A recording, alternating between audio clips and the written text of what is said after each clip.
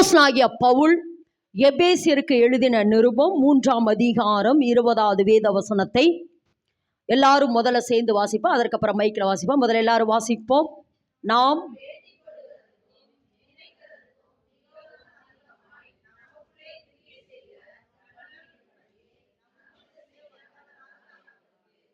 ஆமே மைக்கில் வாசிங்கம்மா. நாம் வேண்டிக் கொள்ளுகிறதற்கும் நினைக்கிறதற்கும் மிகவும் அதிகமாய் நமக்குள்ளே கிரியை செய்கிற வல்லமையின்படியே நமக்கு செய்ய வல்லவராகிய அவருக்கு இந்த இடத்துல வாசிக்கிற பவுல் சொல்றாரு, நம்ம வேண்டிக் கொள்ளுகிறதுக்கும் நினைக்கிறதற்கும் மிகவும் அதிகமாய். அந்த இடத்துல ஒரு வார்த்தை சொல்ல பாருங்க, நமக்குள்ளே கிரியை செய்கிற. என்னவாமா? நமக்குள்ள. அந்த வார்த்தை திரும்ப அந்த வார்த்தை வசனத்தை மறுபடி வாசிங்கம்மா. நாம் வேண்டிக் கொள்ளுகிறதற்கும் நினைக்கிறதற்கும் மிகவும் அதிகமாய் நமக்குள்ளே கிரியை செய்கிற வல்லமையின்படி. எல்லாரும் இப்ப என்ன பாருங்க சொல்லுங்க, நாம் வேண்டிக் கொள்ளுகிறதுக்கும் நினைக்கிறதற்கும் மிகவும் அதிகமாய் எப்படியாமா? நமக்குள்ளே. சொல்லுங்க, நமக்குள்ளே. திரும்ப அந்த வார்த்தை சொல்லுங்க, நமக்குள்ளே. அப்படின்னு என்ன சொல்றாருன்னா, உங்களுக்குள்ள எப்படி கிரியை செய்து, எப்படின்னா எப்படி சொல்றதுன்னா, என் வாழ்க்கையில நல்லதே நடக்கும், எனக்கு கர்த்தர் வீட்டை தருவார், எனக்கு கர்த்தர் ஆசீர்வாதத்தை தருவார், எனக்கு காரை தருவார், எனக்கு சமாதானத்தை தருவார், சந்தோஷத்தை தருவார் அப்படின்னு உங்களுக்குள்ள எந்த காரியம் வேலை செய்து இல்லை, இப்படியே இந்த வியாதியிலேயே செத்து போயிடுவோம், இப்படியே தரித்திரத்திலே செத்துருவோம், அல்லது இப்படியே கடன் வாங்கி செத்து போயிடுவோம், அல்லது இப்படியே லைஃப் முடிஞ்சிடும், இப்படியே அலைஞ்சு இங்கே ஒரு வீடு அங்கே ஒரு வீடுன்னு அலைஞ்சு அப்படின்னு எது கிரியை செய்து? நமக்குள்ளே. நல்ல சொல்லுங்க, நமக்குள்ளே எது கிரியை செய்து? நல்லது. மரணம் கிரியை செய்தா, ஜீவன் கிரியை செய்தா. மரணமானது ஜீவனாலே விழுங்கப்படும். மரணத்துக்கு ஏதுவான காரியம் நமக்குள்ள வேலை செய்தா, அல்லது நம்ம அதையே சிந்தித்து கொண்டிருக்கிறோமா, நம்ம அதையே வேண்டிக் கொண்டிருக்கிறோமா, அல்லது ஜீவனை சிந்திக்கிறோமா? இந்த ஒரு மறுரூபத்தை தான் தேவன் இன்றைக்கு நமக்குள்ள உருவாக்க விரும்புகிறார். ஆமென்னு சொல்ல, நமக்குள்ள என்ன வேலை செய்தா, அது நமக்குள்ள என்ன வேலை செய்யறதா நம்ம எப்படி வேண்டிக் கொள்ளணும் அப்படிங்கிறதை குறித்து தான் இன்றைக்கு தேவன் நம்மளோடு கூட பேச போகிறார். நம்ம ஏற்கனவே இதுவரைக்கும் நம்ம சொல்லிட்டு இருந்தோம், நம்ம மீட்கப்பட்ட ஜனம். எந்த ஜனம்? திரும்பவும் சொல்லுகிற, நம்ம ஏசப்பா கல்வாரி சிலுவையில் நமக்காக ரத்தத்தை சிந்தி மரித்து அடக்கம் பண்ணப்பட்டு 3ஆம் நாள் உயிரோடு எழுந்த அந்த நாட்களை ஏப்ரல் மாதத்தில் நம்ம செலிப்ரேட் பண்ண ஈஸ்டரை.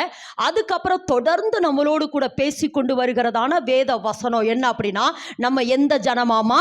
மீட்கப்பட்ட ஜனம். சொல்லுங்க, நம்ம எந்த ஜனம்? ஏசாயா 35:10 நம்ம எந்த ஜனம்? மீட்கப்பட்ட ஜனம். எந்த பாதையில் வந்து கொண்டு இருக்கிறோம்? பெரும் பாதையில் வந்து கொண்டு இருக்கிறோம். எங்கே நிற்கிறோம்? கண்மலையில் நிற்கிறோம். எங்கே வேரூன்றோன்னு? கண்மலையில் வேரூன்றோன்னு. இது ஒரு பக்கம். இது வரைக்கும் கர்த்தர் நம்மளை இதுவரைக்கும் இந்த வார்த்தைகளை கொண்டு பேசினார். ஆனால் நேற்று தினத்தில் நான் மெசேஜ் எடுக்கிற பொழுது டக்குன்னு சொன்னார், இனி நம்ம புதிதான ஜீவன் உள்ளவர்கள். ஆமென் என்று சொல்லாமா? ஏன் தெரியுமா? ஏசப்பா ரத்தத்தை சரீரத்தை நான் பானம் பண்றேன். சொல்லுங்க, ஏசப்பா ரத்தத்தை சரீரத்தை நான் பானம் பண்றதுனால நான் எந்த ஜீவனுடையவள்? புதிதான ஜீவன். சொல்லுங்க, இந்த புதிதான ஜீவனுடைய மெசேஜை கர்த்தர் ஏற்கனவே தந்துட்டாரு. புதிதான ஜீவனுடைய மனுஷன் யாருன்னு சொல்லி தியானிச்சோம். ஈசாக்கு. இங்கே தானே இருக்கீங்க? எல்லாரும் இங்கே தானே இருக்கீங்க? புதிதான ஜீவனுடையவனாய் அவன் இருந்தனால தான் அந்த தேசத்தில் விதைத்தான். கர்த்தரவனை 100 மடங்கு ஆசீர்வதித்தார். அவன் வர விருத்தி அடைந்து மகா பெரியவனானால். அடுத்து அவன் வாழ்க்கையில இயேசுவுக்கு சித்தனா வந்தது. திரும்ப தோன்றினான். அவன் வாழ்க்கையில எதை கண்டான்? ரெகோபோத்தை கண்டான். இது புதிதான ஜீவனுள்ள ஈசாக்கினுடைய ஆசீர்வாதம் தான் இனிமேல் நம்ம மேல வரணும். எல்லாரும் ஆமென் என்று சொல்லுங்க. ஏன் புதிதான ஜீவன் அப்படின்னு சொன்னா, ஈசாக்கு அந்த பலிபீடத்தில் என்ன செஞ்சான்? கடத்தப்பட்டு அவன் எழும்பினான். அது இயேசு கிறிஸ்துனுடைய அடக்கம் பண்ணப்படுதலுக்கும் உயிர்த்தெழுதலுக்கு அடையாளம். அவன் உயிர்த்தெழுதலுக்கு அடையாளம் தான் புதிதான ஜீவன். அதுபோல இப்ப நம்ம ஏசப்பா ரத்தத்தை சரீரத்தை பானம் பண்றதுனால நமக்குள்ள எந்த ஜீவன் வந்திருக்கிறது? திரும்ப சொல்லுங்க, எந்த ஜீவன்? அதில் டவுட் இல்லையில்லம்மா, கேளுங்கப்பா. புதிதான ஜீவன் உள்ளவர்களாக தான் இருக்கிறீங்க. எதை விசுவாசிக்கிறீங்களோ இல்லையோ, ஏசப்பா ரத்தத்தை சரீரத்தை விசுவாசிக்கணும். ஆமென் என்று சொல்ல, அதை பானம் பண்ணுறது தானே. அப்போ ஏசப்பா ரத்தமும் சரீரம் நமக்குள்ள பானம் பண்ணுறதுனால நம்ம எந்த ஜீவனுடையவர்கள்? எந்த ஜீவனுடையவர்கள்? வாசிங்க அந்த வசனம். ரோமர்லையா? ரோமர் புதிதான ஜீவன் உள்ளவர்களாய் நடந்து கொள்ளும்படி. ரோமரின் புத்தகமா? ரோமர் 6:4 நினைக்கிறேன். வாசிப்பா. ரோமர் 6:4. மேலும் பிதாவின் மகிமையினாலே கிறிஸ்து மரித்தோரிலிருந்து எழுப்பப்பட்டது போல நாமும் புதிதான ஜீவன் உள்ளவர்களால் நடந்து கொள்ளும்படிக்கு. போதுமா? இப்ப உங்களுக்கு விளங்கிருச்சாமா நம்ம எந்த ஜீவன் உள்ளவர்கள்? புதிதான ஜீவன். எது வரைக்கும் அப்படின்னா ஏன்னா நான் திரும்ப சொல்றேன், ஏசப்பா ஏன்னா என்ன செஞ்சார்? ஆதியாகமம் 1:2 மண்ணினாலே என்னை உண்டு பண்ணி எனக்குள்ள எதை ஊதுனாரு? ஜீவ சுவாசத்தை ஊதுனபடினாலே நான் ஜீவ ஆத்துமாவானேன். 1:2. 3ஆம் அதிகாரத்தில் இருந்து அந்த ஜீவன் எனக்குள்ள செத்து போச்சு. ஏன்னா நான் பழத்தை சாப்பிட்டபடினாலே, ஆதாம் ஏவாள் அந்த பழத்தை சாப்பிட்டபடினால அந்த ஜீவன் என்ன ஆயிடுச்சு? செத்து போயிடுச்சு. ஆனால் யோவான் 10:10 படி அந்த ஜீவனை கொடுக்கத்தான் ஏசப்பா எனக்காக இந்த பூமிக்கு வந்தார். ஆமென் என்று சொல்லாமா? இதில் இன்னொன்னையும் சொல்கிறேன், இந்த புதிதான ஜீவன் நமக்குள்ள என்ன வேலை செய்ய. ஏன்னா எதுக்கு இதை சொல்கிறேன்னா, இப்போ கிட்டத்தட்ட நம்ம 8 மாதமாக இந்த நித்திய ஜீவன் கூடியே நடத்தி கொண்டிருக்கிறோம். 8 மாதமாக இந்த நித்திய ஜீவன் கூடியே நடத்துகிறோம். 8 மாசமா நம்ம திருவிருந்து எடுக்கிறோம். ஆமென் என்று சொல்லுவேன். என்ன சொல்றோம்? ஏசப்பா ரத்தத்தை சரீரத்தை நான் என்ன செய்றேன்? பானம் பண்றேன். இப்போ அந்த ஏசப்பா ரத்தத்தை சரீரத்தை பானம் பண்றனால எனக்குள்ள உள்ளாக ஜீவன் வேலை செய்யுது. எல்லாரும் ஆமென் என்று சொல்லுங்க. இந்த ஜீவன் எனக்குள்ள என்ன செய்தாமா? வேலை செய்யுது. இன்னும் உங்களுக்கு இன்னும் தெளிவா சொல்லணும்னா, இப்போ ஒரு மனுஷனை பாம்பு கொத்திருச்சு. ஒரு மனுஷனை பாம்பு கொத்திருச்சு. என்ன ஆகும்? விஷம் கொஞ்சம் கொஞ்சமா ஏறி அந்த மனுஷன் என்ன செஞ்சிருவான்? செத்து போயிடும். அப்போ நான் கேட்குறேன், ஒரு விஷத்துக்கு இவ்வளவு வல்லமை இருக்குன்னா ஏசப்பா ரத்தத்தில் ஜீவன் இருக்கு. அப்போ அந்த ஜீவன் எனக்குள்ள வேலை செய்யுமா செய்யாதா? அப்போ நான் புதிதான ஜீவன் உள்ளவராய் மாறிக்கொண்டிருக்கிறேன். நான் கான்ஃபிடென்ட்டாக சொல்கிறேம்மா, இது வேலை செய்யும் மகளே, இது வேலை செய்யும். அப்போ கர்த்தர் என்கிட்ட எப்படி இதை சொன்னார்னா, இந்த ஜீவன் எனக்குள் வருகிற பொழுது நான் உள்ள மறுரூபமாகிறேன். உள்ள என்ன செய்கிறேன்? மறுரூபமாகிறேன். அந்த வசனம் இருக்கும், திருடன் திருடவும் கொல்லவும் அழிக்கவும் வருகிறானே அன்றி வேறொன்றுக்கும் வரான், நானும் அவைகளுக்கு ஜீவன் உண்டாயிருக்கவோ. 2வது என்ன சொல்றார்? அந்த ஜீவன் பரிபூரணம். அப்ப கடந்த வாரத்தில் இதை சொன்னேன், பரிபூரணம் என்றால் வெளியரங்கமான அடையாளம். அப்ப ஜீவன் எனக்குள்ள வேலை செய்யும். பரிபூரணம் என்பது என்னை கொண்டு தேவன் பரிபூரணமான ஆசீர்வாதத்தை வெளியரங்கமாக்குவார். அதுக்கு அந்த வேண்டிக் கொள்ளுகிறதுக்கு மேலே இருக்கிற வசனம் தான் தேவனுடைய சகல பரிபூரணம். அதை தான் வரப்போகிறோம். அதுக்கு முன்னாடி நாம் வேண்டிக் கொள்ளுகிறதுக்கும் நினைக்கிறதற்கும் எப்படியாமா? நாம் வேண்டிக் கொள்ளுகிறதுக்கும் நினைக்கிறதற்கும் மிகவும் அதிகமாய் அப்படின்னு சொல்லி வாசிக்கிறோம். அப்படின்னா என்ன அப்படிங்கிறதை குறித்து கொஞ்சம் இதை டச் பண்ணிட்டு அதுக்கப்புறம் தேவனுடைய பரிபூரணம் என் வாழ்க்கையில் எப்படி வெளிப்படும் என்பதை குறித்து தான் தேவன் நம்மளோடு கூட பேசுகிறார். இந்த இடத்துல வாசிக்கிற மறுபடி வாசிப்பா, நாம் வேண்டிக் கொள்ளுகிறதுக்கும் நாம் வேண்டிக் கொள்ளுகிறதுக்கும் நினைக்கிறதற்கும் மிகவும் அதிகமாய் நமக்குள்ளே கிரியை செய்கிற வல்லமையின்படியே நமக்கு செய்ய வல்லவராகிய அவருக்கு. இதை டச் பண்றதுக்கு முன்னாடி இந்த ஒரு வார்த்தை, நாம் வேண்டிக் கொள்ளுகிறதுக்கும் நினைக்கிறதுக்கும் மிகவும் அதிகமாய். எல்லாரும் ஆமென் என்று சொல்லுங்க. அந்த வார்த்தையை திரும்ப சொல்லுங்க. நாம் வேண்டிக் கொள்ளுகிறதுக்கும் நினைக்கிறதுக்கும் அப்படின்னு என்ன சொல்றாருன்னா, மகளே நீ கேட்கறது கொஞ்சம். என்ன கேட்கிறாரு? நீ கேட்கறது கொஞ்சம், ஆனா நீ நினைக்கிறதுக்கும் நீ வேண்டிக் கொள்ளுகிறதுக்கு மிகவும் அதிகமாய். பக்கத்துல கருத்தை பிடிச்சு சொல்லுமா, நீ வேண்டிக் கொள்றதுக்கு நினைக்கிறதுக்கு மிகவும் அதிகமாய். அப்படிப்பட்ட ஒரு சம்பவத்தை வேதத்திலிருந்து தியானிக்க போகிறோம். வாசிப்போம். 2 நாளாகமத்தின் புஸ்தகம் 20. அப்படியே எல்லாரும் திருப்பி வச்சுக்கொள்வோம். 2 நாளாகமத்தின் புஸ்தகம் 20ஆம் அதிகாரம் 1-2 வாசிமா. எல்லாரும் அந்த பகுதியை திருப்பி வைத்துக் கொள்வோம்.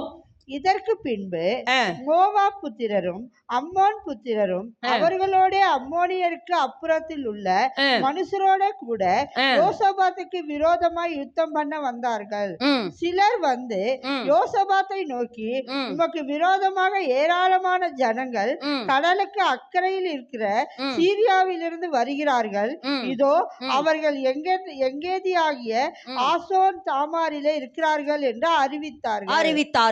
அப்பொழுது யோசபாத் பயந்து கர்த்தரை தேடுகிறதற்கு ஒருமுகப்பட்டு யூதாவெங்கு உபவாசத்தை கூறிவித்தார். இதெல்லாம் திரும்ப திரும்ப நம்ம தியானிக்கிற வேத பகுதிகள் தான். ஆனா வேகமா ஆவியானவர் சொல்லுகிற வார்த்தையை மாத்திரம் உங்களிடத்துல சொல்லி நம்ம எப்படி நம்ம வாழ்க்கையில தேவனுடைய வல்லமை வெளிப்படுது என்பதை குறித்து உங்களிடத்துல நான் பேச விரும்புகிறேன் ஆவியானவருடைய துணையோடு. இந்த இடத்துல வாசிக்கிறோம், யோசபாத்துக்கு விரோதமாய் 3 ராஜாக்கள் யுத்தம் பண்ண வராங்க. அல்லது 3 தேசத்தார். யார் யாராமா? மோவாப்பியர், அம்மோனியர், சேயீர் மலை தேசத்தார். அந்த 3 ராஜாக்கள் யோசபாத்துக்கு விரோதமாக யுத்தம் பண்ண வராங்க. அப்ப யுத்தம் பண்ண வருகிற பொழுது யோசபாத் பயந்து, சொல்லுங்க, யோசபாத் பயந்து. நல்ல விளங்குங்க. இந்த யோசபாத்தினுடைய ஒரு தேவை என்னன்னா, அவன் பயப்படுற, ஐயோ இந்த 3 ராஜாக்கள் வந்துட்டாங்கன்னே என்னை கொன்று போடுவாங்களே, என் ஜனங்களை சிறை பிடிச்சிட்டு போயிடுவாங்களே, என் பட்டணத்தில் இதை அழிச்சிருவாங்களே சொல்லி இவன் பயப்படுறான். அப்போ இவனுடைய ஜெபம் இப்ப என்னன்னா, எனக்கு பாதுகாப்பை தாங்க. இவனுடைய ஜெபம் என்னது? நல்ல விளங்கி, இவனுக்கு தேவை இப்ப பாதுகாப்பு. அல்லது தேவனே இந்த 3 ராஜாக்களுடைய கையிலிருந்து என்னை காப்பாற்றும். இதுதான் இவனுடைய ஜெபம். இதுதான் இவனுடைய முதல் ஜெபம். அப்படி ஜெபிக்கிற பொழுது, அதாவது என்னென்ன, நான் இதை திரும்ப சொல்றது ஏற்கனவே நம்ம நிறைய முறை தியானித்திருந்தாலும் ஸ்டெப் பை ஸ்டெப்பாக ஒரு சில காரியத்தை மாத்திரம் நான் சொல்லி நான் திரும்ப சொல்றேன். நாம வேண்டுவதற்கும் நினைக்கிறதற்கும் இவருக்கு தேவை என்னது? பாதுகாப்பு. இவருக்கு தேவை என்னன்னா, என் ஜனம் காப்பாற்றப்படணும், என் பட்டணம் அழிச்சிடக்கூடாது, என் ஜனங்கள் காப்பாற்றப்படணும். இவருக்கு தேவை என்னன்னா, என்னை காப்பாற்றுங்கன்னு ஜெபித்தது, நினைத்தது. ஆனா வேண்டுவதற்கு அதிகமாக கர்த்தர் இந்த இடத்துல செஞ்சாரா இல்லையா? செய்தாரா இல்லையா? இதைத்தான் தேவன் சொல்றாரு. இவனுக்கு இந்த யோசபாத்துக்கு தேவை எனக்கு பாதுகாப்பை தாங்க. எதுக்கு இதை சொல்றேன்னா, ஒரு பிரச்சனை உங்க வாழ்க்கையில வருகிற பொழுது தேவன் அந்த பிரச்சனைக்கு நடுவில் உங்களுக்கு எப்படிப்பட்ட ஆசீர்வாதம், அல்லது 2 மடங்கு, அல்லது நீங்க வேண்டுவதற்கு நீங்க நினைக்கிறதுக்கு மிகவும் அதிகமாய் உங்களுக்குள்ளே அவர் என்ன செய்யறாரு? கொடுக்க விரும்புகிறார், அல்லது கிரியை செய்ய விரும்புகிறார். ஆமேன் என்று சொல்லாம போன வாரம் சொன்ன யோபுனுடைய அந்த 1 மடங்கு எல்லாம் 7 எல்லாம் அழிக்கப்பட்டது. ஆனால் யோபு நினைத்ததுக்கு மேலாக 2 மடங்கு ஆசீர்வாதத்தை கர்த்தர் செய்தார். எதுக்கு இதை சொல்றானா? சாத்தான் எதையெல்லாம் தொடுறானோ, எப்படியாமா? சாத்தான் எதையெல்லாம் தொடுறானோ, அல்லது யாரையெல்லாம் தொடுறானோ, ஒருவேளை உங்கள் கணவனை தொட்டிருக்கலாம், உங்கள் மனைவியை தொட்டிருக்கலாம், உங்கள் பிள்ளைகளை தொட்டிருக்கலாம். எதையெல்லாம் சாத்தான் தொடுறானோ அதையெல்லாம் கர்த்தர் அவருடைய மகிமையின் பாத்திரமா, நல்லா சொல்லுமா, மகிமையின் பாத்திரம். ஒருவேளை பிஸ்னஸாக இருக்கலாம், கணவனாக இருக்கலாம், மனைவியாக இருக்கலாம், குடும்பமாக இருக்கலாம், யாராக இருந்தாலும் சரிம்மா, யாராந்தாலும் சரி, சாத்தா எதையெல்லாம் தொடுறானோ அதை கர்த்தர் மகிமைப்படுத்தியே ஆவார். அப்படி சொல்லலாம். இல்லைன்னு எப்படி சொல்லலானா, தேவன் எதையெல்லாம் மகிமைப்படுத்தணும்னு விரும்புகிறாரோ அதையெல்லாம் சாத்தான் தொடுறான். எதையெல்லாம் மகிமைப்படுத்தணும்னு எதையெல்லாம் மகிமைப்படுத்தணும்னு தேவன் நினைக்கிறாரோ அதையெல்லாம் சாத்தா தொட்டு வச்சிருக்கிறார். உதாரணத்துக்கு சொல்லணும்னா, மோசேயை கொண்டுதான் தேவன் இஸ்ரவேல் ஜனங்களை வழி நடத்த நினைத்தார். ஆனால் அந்த மோசேயை பார்வோன் கொல்ல பார்த்தான். அடுத்து யார் சொல்ல? பேதுருவை கொண்டுதான். 3000 5000 கர்த்தர் ரட்சிக்கணும்னு நினைச்ச பொழுது பேதுருவை ஏரோது கொல்ல பார்த்தான். அப்போ நல்ல விளைங்க மகளே, நல்ல விளைங்க. ஒருவேளை இந்த பிரச்சனை, இந்த போராட்டம், இதையெல்லாம் கர்த்தர் மகிமைப்படுத்துவார். எந்த பிரச்சனையில், எந்த போராட்டத்துக்குள்ளே ரொம்ப உங்களை சத்துரு இழுத்து கொண்டு போகிறானோ, எந்த பிரச்சனை நிமித்தம் ரொம்ப மனவடிவாகி கொண்டு இருக்கிறீர்களோ, அந்த பிரச்சனைகளை கொண்டுதான் கர்த்தர் உங்களையும், உங்கள் குடும்பங்களையும், உங்கள் தேசங்களையும், உங்கள் பட்டணங்களையும் உங்களை கொண்டு ரட்சிக்க போகும். ஆமென் என்று சொல்லாமா. அப்போ இப்போ இந்த யோசபாத்துக்கு விரோதமாக இந்த ஜாதிகள் வருகிற பொழுது யோசபாத்து பாருங்க, அதாவது இது எதுக்கு சொல்றேன்னா, இந்த யோசபாத்தினுடைய ஜெபம் நமக்கு கற்றுக் கொடுக்கிற ஒரு சில காரியங்களை நான் உங்களிடத்துல பேச விரும்புகிறேன். ஏன்னா நம்ம வேண்டுவதற்கும் நினைக்கிறதுக்கும் மிகவும் அதிகமாக அவர் வேலை செய்ய விரும்புகிறாரு. யோசபாத்தின் ஜெபம் பாருங்க, அவன் ஜெபிக்கிற பொழுது வாசிங்க பார்க்கலாம். ஒரு சில வேத வசனங்களை வாசிப்போம். 2 நாளாம் 20ஆம் அதிகாரம் வாசிங்க பார்க்கலாம். 6வது வேத வசனத்தை வாசிமா. எங்கள் பிதாக்களின் தேவனாகிய கர்த்தாவே, பரலோகத்தில் இருக்கிற நீர் அல்லவோ தேவன், தேவரின் ஜாதிகளுடைய ராஜ்யங்கள் எல்லாம் ஆளுகிறவர். நல்ல விளங்கமா. இதை எதுக்கு தான் நான் சொல்றேன்னா, இன்னைக்கு இந்த யோசபாத்தை போல நம்ம ஜெபிக்க கற்றுக்கொள்ளணும். என்ன திரும்ப சொல்றேன், பிரச்சனை நம்ம நடுவில், நான் திரும்ப சொல்றேன், பிரச்சனை இல்லாம இல்லை. சொல்லுங்க என்னவாமா? பிரச்சனை இல்லாம இல்லை, பிரச்சனை இருக்கும். ஆனா அந்த பிரச்சனையின் நடுவில் நம்ம ஜெயித்து கொண்டே இருக்கணும். அதுக்கு தாங்க ஏசப்பா நம்மளை அழைத்திருக்கிறார். அதற்காகத்தான் அவர் சொல்றாரு, உலகத்தை நான் ஜெயித்தேன். நான் திரும்ப சொல்றேன், எனக்கு பிரச்சனையே இல்லைன்னு யாரையுமே சொல்ல முடியாது. எல்லாருக்கும் பிரச்சனை, எல்லாருக்கும் பிரச்சனை. இந்த ஜோசுவாவை கேட்டு பாருங்க, அவன் இந்த குட்டி பெண்ணுக்கு ஒரு பிரச்சனைக்கு ஏன்டா இப்படி கூடத்துக்குள்ள கொண்டு வந்து என்னை உட்கார வச்சு என்னை ஃப்ரீயாக விளையாட விட மாட்டேங்கிற அவனுக்கு கேளுங்க, அவனுக்கு ஒரு பிரச்சனை இருக்கும். அடுத்து ஜபர்சன், அவனுக்கு கேளுங்க, என்னடா பிரச்சனைனா காலையில் எங்கள் அம்மா எந்திரின்னு என்னை எழுப்பி ஸ்கூலுக்கு அனுப்புகிறாங்க, அவனுக்கு ஒரு பிரச்சனை. அப்போ சின்ன பிள்ளைகளுக்கு ஒரு பிரச்சனை, வாலிப பிள்ளைகளுக்கு ஒரு பிரச்சனை, பெண்களுக்கு காலையிலேருந்து சமைக்கணுமேனு ஒரு பிரச்சனை, ஆண்களுக்கு காலையிலேருந்து வேலைக்கு போகணுமேனு ஒரு பிரச்சனை. யாருக்குங்க பிரச்சனை இல்லாமல் இருக்கு? எல்லாருக்குமே பிரச்சனை இருக்கு. ஆனா எல்லாவற்றையும் ஆமா ஜெயங்கொள்ளுகிறவன் எவனோ அவன் எல்லாவற்றையும் சுதந்தரித்துக் கொள்ளுவான். ஆமேன் என்று சொல்லலாமா? அப்போ இந்த பிரச்சனையின் நடுவில் இந்த பிரச்சனையை நம்ம எப்படி கையாளணும் சொல்லலாம், அல்லது இந்த பிரச்சனையை எப்படி நம்ம வேண்டிக் கொள்ளுகிறதுக்கு நினைக்கிறதுக்கு மிகவும் அதிகமாய் தேவனை செயல்படுத்த முடியும் என்பதை குறித்து தான் இன்றைக்கு தேவன் அவளோடு கூட பேசுகிறார். ஆமேன் என்று சொல்ல. அப்போ இப்போ ஜோசுவா சொல்ற, சாரி யாரு, யோசபாத்து சொல்றாரு. என்ன சொல்றாருன்னா, நீ ராஜ்யங்களை ஆளுகிறவர். இப்படி கேட்கல, ஆண்டவரே இந்த 3 ராஜாக்கள் எனக்கு விரோதமாக வந்துட்டாங்களே, நான் என்ன செய்வாண்டவரே, நான் என்ன செய்வேன், அப்படியெல்லாம் புலம்பல. விசுவாசத்தை பேசுறாரு. எதை பேசுறாரு? நீ ராஜ்யங்களை ஆளுகிறவர். நீர் இந்த 3 ராஜாக்கள் என்கிட்ட எதிரிட்டு வந்துட்டாங்க, நீங்க எப்படிப்பட்டவர்? நீர் ராஜ்யங்களை ஆளுகிறவர். 1. 2வது சொல்றாருங்க அதே வேத வசனத்துல, நீர் பராக்கிரமம் உள்ளவர். எப்படிப்பட்டவராமா? நீர் ஆளுகிற தேவன், நீர் பராக்கிரமம் உள்ள தேவன். அடுத்து பாருங்க, ஒருவனும் உமக்கு முன்பாக எதிர்த்து நிற்க முடியாது. யோசபாத் இதுதான் வார்த்தையை பேசுறது. இதுதான் நம்ம நிறைய நேரம் அப்படியே என்ன செஞ்சிடும், ஐயோ என்ன செய்வேன்னு தெரியலையே, நான் என்ன செய்வேன்னு தெரியலையே, ஐயோ என்னமோ சொல்ற மாதிரி. அதான் ஒரு மார்ட்டின் லூத்தருடைய ஒரு நாள் மார்ட்டின் லூத்தர் என்ன பண்ணார், ரொம்ப சோகமாக உட்காந்துருந்தாராம். அவங்க ஒய்ஃபு கருப்பு ட்ரெஸ் போட்டுட்டு வந்து அவர் முன்னாடி நின்னாங்களா. கருப்பு ட்ரெஸ் எப்போ போடுவாங்க? துக்கத்துக்கு தான் போடுவாங்க, துக்கத்துக்கு. அப்போ மார்ட்டின் லூத்தர் அந்த ஒய்ஃபை பார்த்து கேட்டாராம், ஏன் இப்படி கருப்பு ட்ரெஸ் போட்டு வந்து என் முன்னாடி நிற்கிறேங்கிற பொழுது அந்த அம்மா சொன்னாங்களா, ஏசப்பா செத்து போயிட்டாருன்னு சொன்னாங்களாம். ஏசப்பா செத்து போயிட்டாரா? அப்படி அதனால தான் கருப்பு ட்ரெஸ் போட்டுக்கிறேன்னு. என்னது, ஏசப்பா செத்து போயிட்டாரா? ஆமாங்க, நீங்க இப்படி துக்கத்தோடு உட்காந்துருக்கிறீங்க, ஏசப்பா செத்தா போயிட்டார், இப்படி துக்கத்தோடு இருக்கிறீங்க. என் மீட்பர் உயிரோடு இருக்கிறார்னு அறிக்கையிடுங்க. என் மீட்பர் உயிரோடு இருக்கிறார். ஆமேன் என்று சொல்லாமல். இது எதுக்கு சொல்கிறேன்னா, நிறைய நேரம் எனக்கு இந்த செய்தி சொல்கிறேன், நிறைய நேரம் அந்த பிரச்சனையின் நடுவில் உள்ள போகிறோம். ஆனால் யோசபாத்து ஜெபம் பாருங்க, நீர் ஆளுகிற தேவன், நீர் ராஜ்யங்களை ஆளுகிறவர், நீர் பராக்கிரமம் உள்ள தேவன், நீர் ஒருவரும் உமக்கு முன்பாக எதிர்த்து நிற்க முடியாது. 1 இது 3, ஏன்னா 7 காரியம் சொல்றாரு, 3 காரியம் சொன்னாரா. அடுத்து பாருங்க, அடுத்த வேத வசனத்தை வாசிமா. 7 வாசிங்க. எங்கள் தேவனாகிய நீர் உம்முடைய ஜனமாகிய இஸ்ரவேலுக்கு முன்பாக இந்த தேசத்து குடிகளை துரத்திவிட்டு இதை உம்முடைய சிநேகிதனாகிய ஆபிரகாமுடைய சந்ததிக்கு என்றென்றைக்கும் கொடுக்கவில்லையா? என்ன கேட்கிறார்னா, முதல்ல என்ன சொல்றாரு, ஆளுகிறவர் பராக்கிரம் உள்ளவர், எதிர்த்து நிற்க ஒருவனாலும், உம்மை எதிர்த்த ஒருவனாலும் கூடாது அப்படின்னு சொல்றாரு. அடுத்து சொல்றாரு, இந்த நிலத்தை நீங்க ஆபிரகாமுக்கு தானே கொடுத்தீங்க. இதை எதுக்கு அடையாளம்? நான் ஆபிரகாமுக்கு உண்டான ஆசி. இதை சொல்லுமா, ஆபிரகாமுக்கு உண்டான ஆசீர்வாத கிறிஸ்து இயேசு வழியாக எனக்குள் வருகிறது. இதைத்தான் சொல்றாரு. இதைத்தான் நம்ம தியானிக்கிறோம். இதைத்தான் சொல்ற. நீ சொல்லு மகளே, நீ சொல்லு. ஆபிரகாமுக்கு உண்டான ஆசீர்வாதம் கிறிஸ்து இயேசு வழியாக எனக்குள்ள வருது. சாத்தானே, என்னை தொட உனக்கு அதிகாரம் இல்லை. இதைத்தான் யோசபாத்து சொல்றாரு. இந்த நிலம் ஆபிரகாமுக்கு கொடுக்கப்பட்ட நிலம் அல்லவா? இந்த கானான் தேசம் ஆபிரகாமுக்கு கொடுக்கப்பட்ட நிலம் அல்லவா?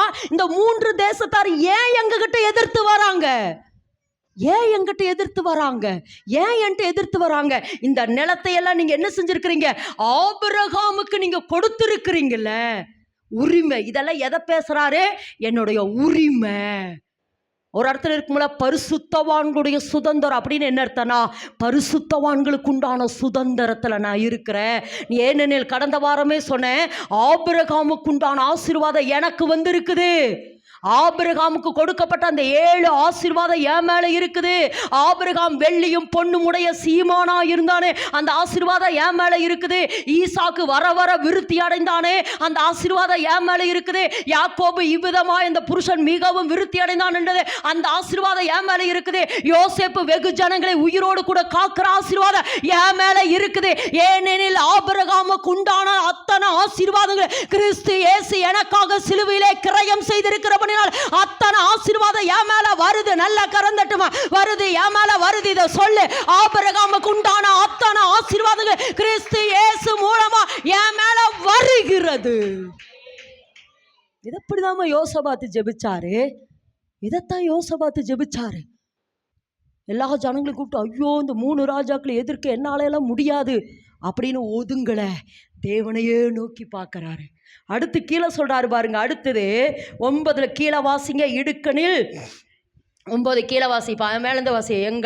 கொள்ளை நோய் மேல் பட்டயம், நியாய தண்டனை, கொள்ளை நோய், பஞ்சம் முதலான தீமைகள் வந்தால் அப்பொழுது உம்முடைய நாமம் இந்த ஆலயத்தில் விளங்குகிறபடியால் நாங்கள் இந்த ஆலயத்திலும் உமது சந்நிதியிலும் வந்து நின்று எங்கள் இடுக்கண்ணில் உம்மை நோக்கி கூப்பிடுகையில் தேவரீர் கேட்டு ரட்சிப்பீர் என்று சொல்லி இருக்கிறார்கள். எங்களுக்கு சொல்லி இருக்கிறார்களே, உம்மை நோக்கி கூப்பிட்டா நீ ரட்சிப்பீர் என்று உம்மை குறித்து எங்களுக்கு சொல்லி இருக்கிறாரே. தேவன் எத்தனை வாக்கு தத்தங்களை சொல்லி இருக்கிறாரு. என் தேவன் தம்முடைய ஐசுவரியத்தின்படி என் குறைவுகளை எல்லாம் கிறிஸ்து இயேசுவுக்குள் நிறைவாக்குவீர் என்று நீர் எங்களுக்கு சொல்லி இருக்கிறீரே. நான் உன்னை ஆசீர்வதித்து உன்னை பெருக பண்ணுவேன் என்று சொல்லி இருக்கிறீரே. நான் இப்பொழுது இருக்கிறத பார்க்கலாம் 1000 மடங்கு ஆசீர்வதிக்கப்படுவேன் என்று சொல்லி இருக்கிறீரே. எங்கள் சகோதரியே, நீ கோடாய் பெருகுவாய் என்று நீர் எங்களுக்கு சொல்லி இருக்கிறீரே. வாதையுன் கூடாரத்தை அணுக பொல்லாப்பனுக்கு நேரிடாது என்று சொல்லி இருக்கிறீரே. ஆமென் என்று சொல்லலாமா? சொல்லி இருக்கிறீர. பக்கத்துல கரத்தை பிடிச்சு சொல்லுமா, சொல்லி இருக்கிறார் அவரு. உனக்கு சொல்லி இருக்கிறார் மகளே. வாக்கு தத்தத்தை சொல்லி இருக்கிறாரு, வசனங்களை சொல்லி இருக்கிறாரு. வாதையுன் கூடாரத்தை அணுகாது, பொல்லாப்புனக்கு நேரிடாது என்று தேவன் எனக்கு சொல்லி இருக்கிறார். சொல்லுமா. ஆமா, நான் இப்பொழுது இருக்கிறதை பார்க்கலாம் 1000 மடங்கு நான் அதிகமாவேன் என்று தேவன் எனக்கு சொல்லி இருக்கிறாரு. ஆமேன் என்று சொல்லலாமே, ஆமேன் என்று சொல்லலாமே. ஆமாம், காட்டு புஷ்பங்களை பாருங்கள், அவை விதைக்கிறதும் இல்லை, அறுக்கிறதும் இல்லை, நூட்கிறதும் இல்லை. நான் உன்னை விட்டு விலகுவதும் இல்லை, உன்னை கைவிடுவதும் இல்லை என்று அவர் சொல்லி இருக்கிறாரே. எபிரேயர்ல வாசிக்கிறோம். அப்போ தேவன் சொல்றார், மகளே நீ சொல்லு. அதைத்தான் சொல்ற, திரும்ப சொல்ற. சாத்தான் குட்ட என்ன செஞ்சோம்? குனிந்த நாட்கள் முடிந்தது. சாத்தானை பார்த்து சொல்லுங்க, சாத்தானே. நான் எப்பவுமே சொல்ல, சொந்தக்காரனை கூப்பிடுறது போல கூப்பிட, எதிரியை கூப்பிடுறது போல கூப்பிடுவ. சாத்தானே, ஏய் சாத்தானே, இத்தனை நாள் நீ என்ன துரத்துன, நீ எனக்கு விரோதமா எழும்புன. இப்ப நான் எழும்பிட்டேன். ஏனெனில் இயேசு கிறிஸ்து எனக்காக சிலுவையில் எல்லாவற்றையும் செய்து முடித்தபடினால இனி என் மேல உனக்கு எந்த அதிகாரமும் இல்லை. கையை எடு. என் மேல, என் சரீரத்தின் மேல, என் குடும்பத்தின் மேல, என்னோட ஐஸ்வர்யத்தின் மேல, ஆசீர்வாதத்தின் மேல, சொத்து மேல, சுகம் மேல எனக்கு உனக்கு எந்த அதிகாரமும் இல்லை. ஆமென் என்று சொல்லலாமே. அப்போ சொல்லுங்க, யோசபாத் எப்படி ஜெபித்தார்? முதல்ல ஆளுகிறவர் பராக்கிரமம், நீர் பராக்கிரமம் உள்ளவர். அடுத்து எப்படி ஜெபித்தாராமா? அடுத்து ஆமாம், உம்மோட எதிர்த்து நிற்க ஒருவனாலும் கூடாது. அடுத்து என்ன சொல்றாரு? இந்த வார்த்தை சொல்றாரு. ஆமாம்,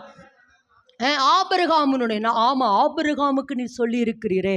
திரும்ப திரும்ப சொல்ல, எங்கே சுற்றுனாலும் சரிம்மா, நீ ஆபிரகாமுடைய சந்ததிங்கிறத மறந்துடாதீங்க.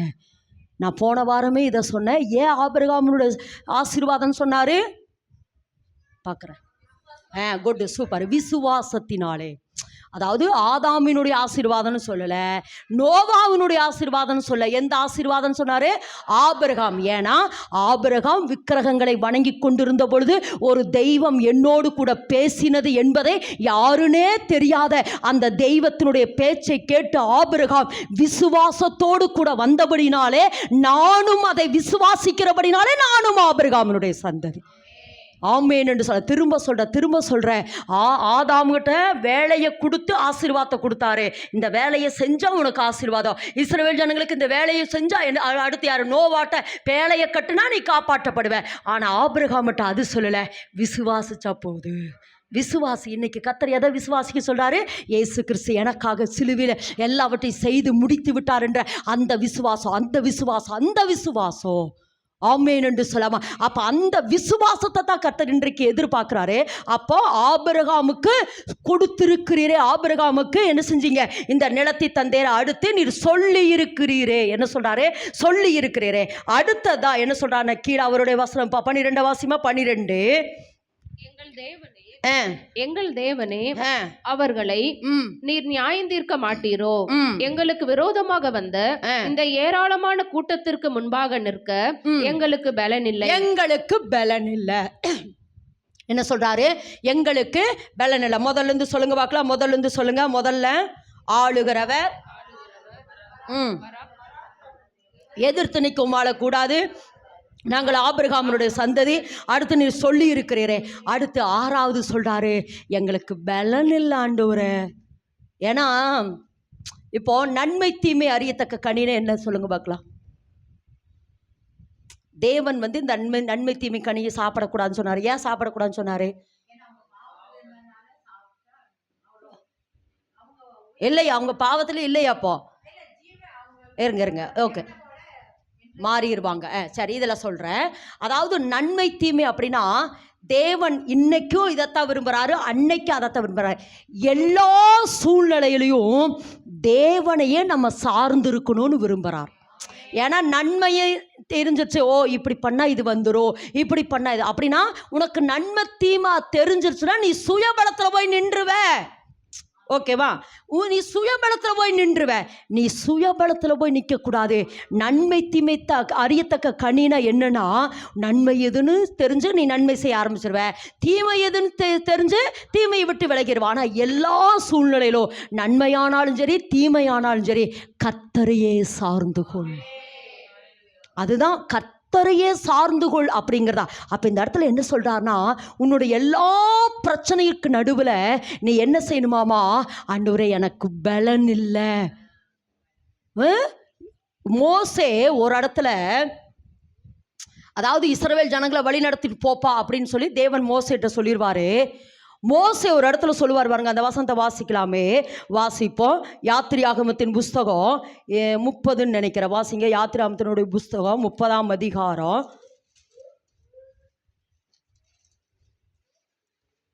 அந்த ஒருவன் சிநேகிதனோட அந்த இடம் வேடுமா?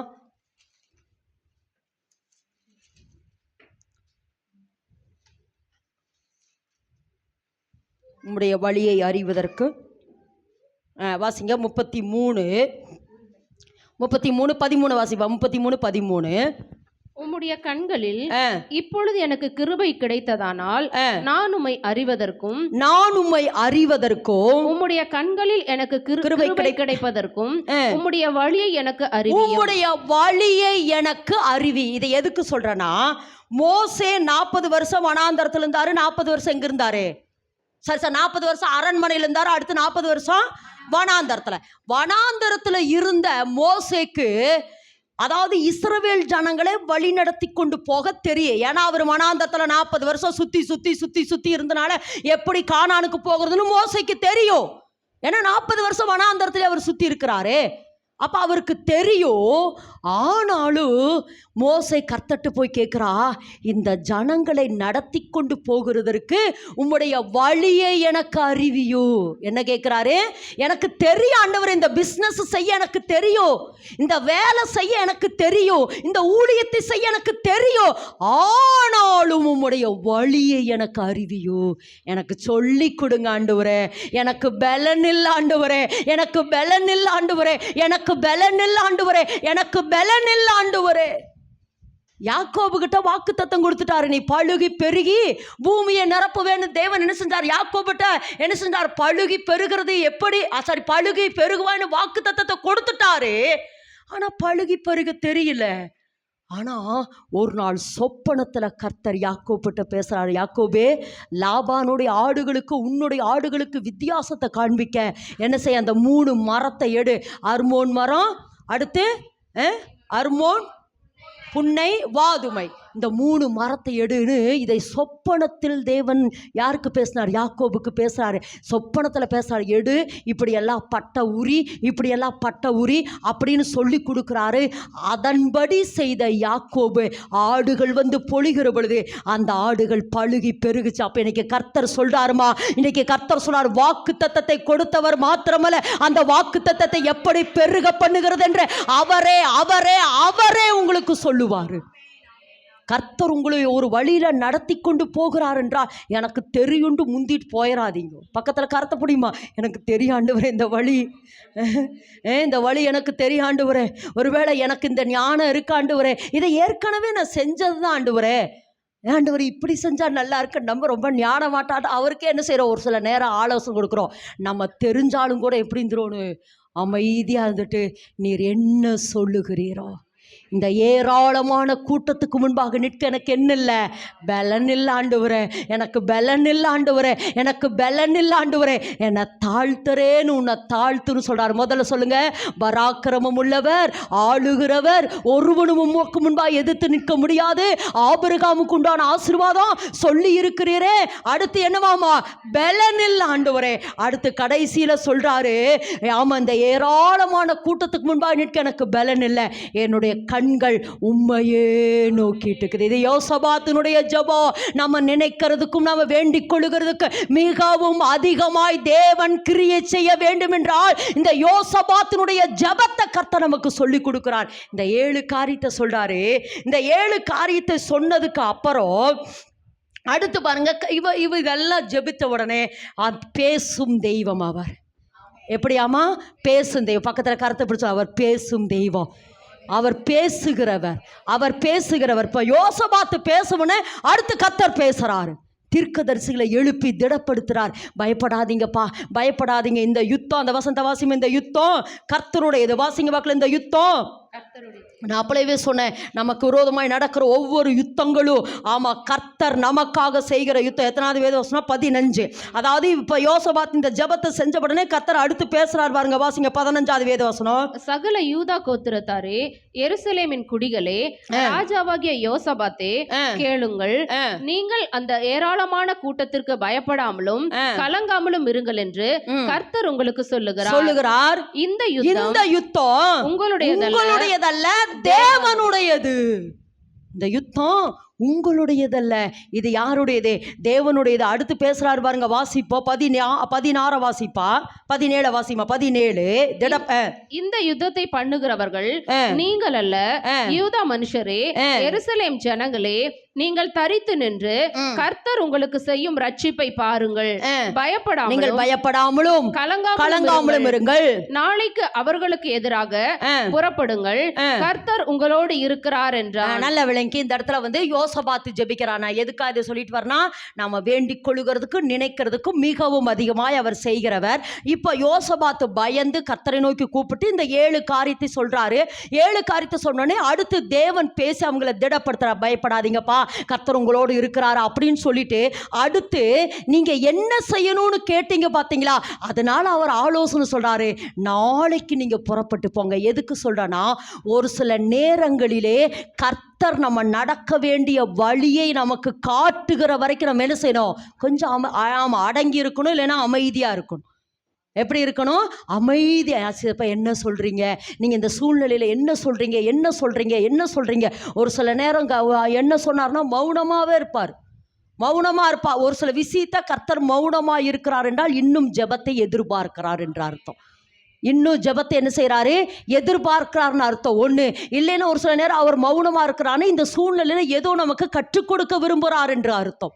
ஆமென் என்று சொல்ல அதை என்னன்னு கற்றுக்கொண்டுட்டோம் அப்படின்னு சொன்னாங்க. அடுத்து கர்த்தர் அற்புதத்தை செய்து விடுவார். ஆமென் என்று சொல்லாம அப்போ இப்போ அவங்க கேட்குறாங்க நான் என்ன செய்யணும் ஆண்டவரே அப்படிங்கிற பொழுது தேவன் சொன்னார் நாளைக்கு இப்படி போங்கப்பா, அவங்க எதிரிட்டு வருவாங்க, இந்த காரியமெல்லாம் நடக்கும் அப்படின்னு சொன்ன உடனே அப்படி கர்த்தர் அடுத்தடுத்து பேசிட்டே இருக்கிறாரு. அடுத்து பாருங்க, அடுத்து 20வது வேத வசனம்.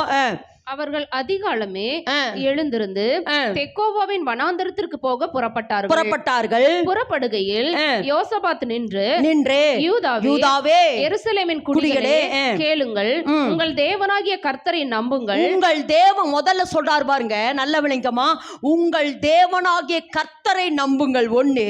ரெண்டாவது உங்கள் அப்பொழுது நிலைப்படுவீர்கள்.